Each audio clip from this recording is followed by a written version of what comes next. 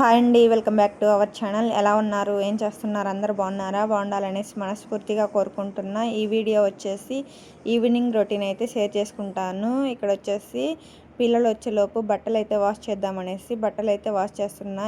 యాక్చువల్గా పిల్లలు వెళ్ళిన తర్వాత మార్నింగే వాష్ చేస్తాను. కాకపోతే నానబెట్టేసి ఈరోజు మర్చిపోయాను అనమాట. అందుకని చెప్పి ఈరోజైతే ఈవినింగ్ అయితే వాష్ చేసుకుంటా ఉన్నాను. అది పిల్లలు వచ్చేలోపు వాష్ చేసుకుంటే ఒక పని అయిపోతుంది కదా. తర్వాత ఏదో ఒక స్నాక్ చేసి పిల్లలకైతే పెట్టేయచ్చు అని చెప్పి నేను అనుకుంటున్నా.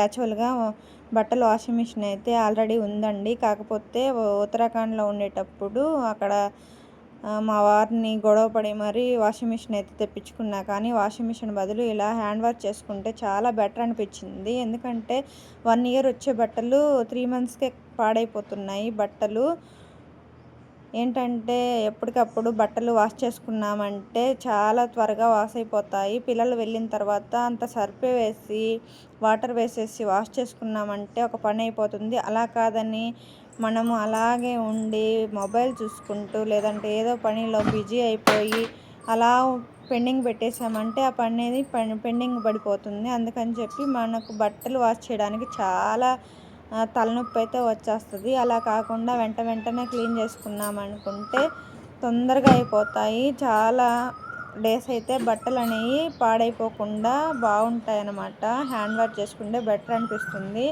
యాక్చువల్గా మా వారు అక్కడ ఉన్నప్పుడు వాషింగ్ మిషన్ అయితే కొనిపించారు. కాకపోతే మా వారు కొనిపించారని చెప్పి వాషింగ్ మిషన్లో వాష్ చేసాను తప్పించి నాకైతే వాషింగ్ మిషన్లో వాష్ చేసినప్పుడల్లా నాకు గుండెలో దడొచ్చేస్తుంది. ఎందుకంటే ఎక్కడెక్కడ ఖరాబ్ అయిపోతాయో అనిపిస్తుంది అన్నమాట.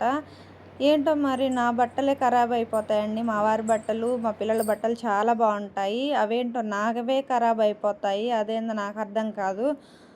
ఇక్కడ వచ్చేసి మార్నింగ్ స్నాక్ అని చెప్పాను కదా. ఇక్కడ శనగపిండితో కొంచెం కారపూస అయితే ప్రిపేర్ చేస్తున్నా. హాఫ్ కేజీ కాదు, 1/2 కేజీ శనగపిండి అయితే ఉంటుంది. దాంట్లో చిటికెడు పసుపు, చిటికెడు ఉప్పు, చిటికెడు సోడా సాల్ట్ వేసేసి ఇలా లూజ్గా కలిపేసుకొని ఇలాగా కారపూస అయితే ప్రిపేర్ చేశాను. చాలా బాగా వచ్చాయండి నిజంగా.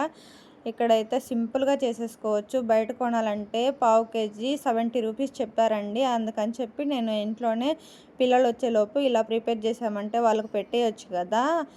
అంటే అప్పటికని చేయలేదే కానీ బాక్సెస్లో స్నాక్ బాక్స్గా పెట్టాలని చెప్పి ఇలాగా ప్రిపేర్ చేసి పెట్టేసుకున్నా.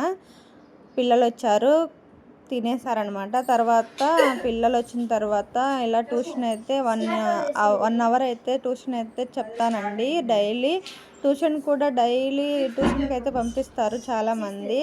పంపించడంలో తప్పులేదు, కానీ పంపించినా సరే మనమైతే పట్టించుకోవాలండి. లేదంటే వాళ్ళు ఏం చదువుతున్నారు అనేది మనకు అర్థం కాదు కదా. అందుకని చెప్పి నేనైతే ఎప్పుడూ ట్యూషన్కి అయితే పంపించలేదండి. నాకు ఇంట్లో నాకు నేనే చెప్పుకుంటే నాకు అదొక సాటిస్ఫాక్షన్ అనమాట. అందుకని చెప్పి నేను ట్యూషన్కి అయితే పంపించలేదు. ప్రజెంట్ అయితే పంపించట్లేదు. చెప్పుకోగలిగే అంత అనిపించింది. ఒకవేళ మ్యాథ్స్ అలాంటివి నెక్స్ట్ ఇయర్ మా పాప 6th క్లాస్కి వస్తే మాత్రము ఒకవేళ చెప్పుకోలేకపోతే మాత్రం పంపించాల్సి వస్తుందేమో. ఇప్పుడు చెప్పుకోగలుగుతున్నా కాబట్టి నాకు పర్వాలేదు అనిపిస్తుంది. నేనే చెప్పుకోగలను అనిపిస్తుంది. అందుకని చెప్పి ఇక్కడే చదివిస్తున్నాను అనమాట.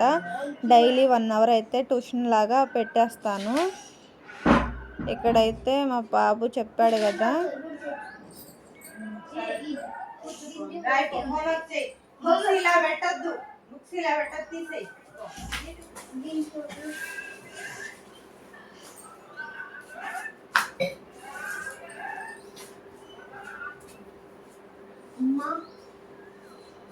చూసారు కదండి. వీడియో ఎలా అనిపించింది? నచ్చితే లైక్ చేయండి, షేర్ చేయండి, సబ్స్క్రైబ్ చేయండి.